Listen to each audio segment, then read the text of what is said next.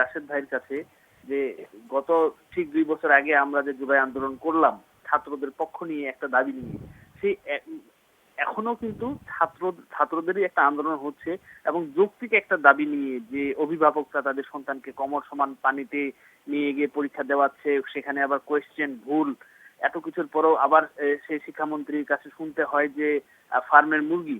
এখন বলেন আপনারা যে 2 বছর আগে আন্দোলনটা করলেন ছাত্র আন্দোলন, আপনারা ছাত্রদের সাথেই থেকেই ঠিক এখন ক্ষমতায় এসে এখন বলতেছেন যে ইন্ধন আছে এখানে পিছনে। ঠিক তখন ফ্যাসিস্টরা যেমন বলছিল যে ছাত্রদের পিছনে ইন্ধনদাতা ছিল, এখনকার গভর্নমেন্টও তো তাই বলতেছে। তো এই যে বিশেষ করে আপনার কথা আমি বলি, আপনি যে ছাত্র আন্দোলনে সোচ্চার ছিলেন, এখন ঠিক এই যে চরিত্রের বদলটা, এখান থেকে আপনি বের হয়ে আসতে পারতেছেন না কেন? রাশেদ খান আপনাকে একটা প্রশ্ন করবেন। আচ্ছা, আপনার রাজনৈতিক কোনো পরিচয় আছে কিনা? আমি রাজনৈতিক পরিচয় না, আমি একজন জুলাই যোদ্ধা। আচ্ছা, ধন্যবাদ। আচ্ছা, আমি উত্তর দিই। প্রথমত তিনি একজন জুলাই যোদ্ধা, সুতরাং তাকে নিয়ে তো আর কোনো ধরনের প্রশ্নই করা যায় না।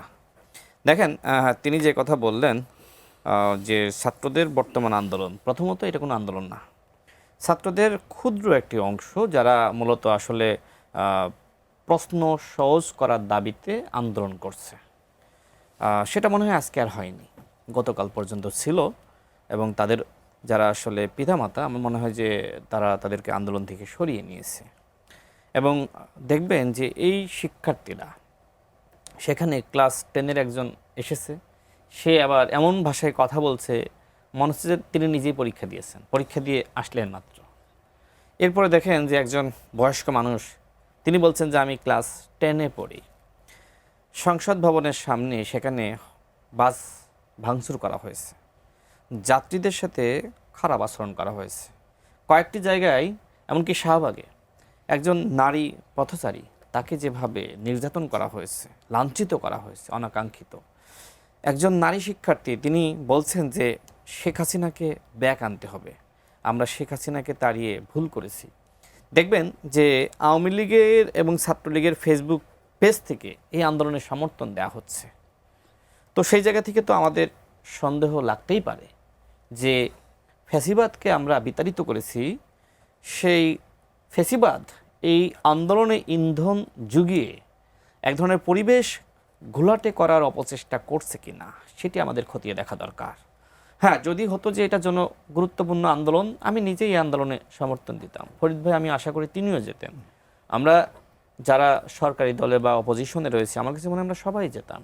কিন্তু মোটামুটি এই মুহূর্তে সবার কাছে পরিষ্কার যে হ্যাঁ, শিক্ষার্থীদের একটি অংশ নেমেছে, আমি ধরে নিলাম যে তাদের মহৎ উদ্দেশ্যে ছিল, কিন্তু এই শিক্ষার্থীদের মধ্যে ছাত্রলীগ এবং আওয়ামী পরিবারের লোকজনকে ঢুকিয়ে দেওয়া হয়েছিল। সুতরাং এই আন্দোলনকে আমাদের স্বাভাবিকভাবে এই আন্দোলনের মোটিভ নিয়ে মানুষের মনে প্রশ্ন, এবং সেই প্রশ্নের আলোকেই আমরা কিন্তু বলেছি যে এই যে শিক্ষামন্ত্রী সম্পর্কে যে অভিযোগটা, দেখেন ফার্মের মুরগি, তিনি নাকি শিক্ষার্থীদেরকে বলেছেন, আমি তার অডিও শুনেছি।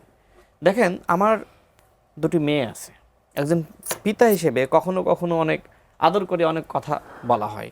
দেখেন, শিক্ষামন্ত্রী বলছেন যে আমার মেয়ে ফার্মের মুরগির মতন, মানে একটু বৃষ্টি লাগলেই জ্বর, ঠান্ডা, কাশি চলে আসে।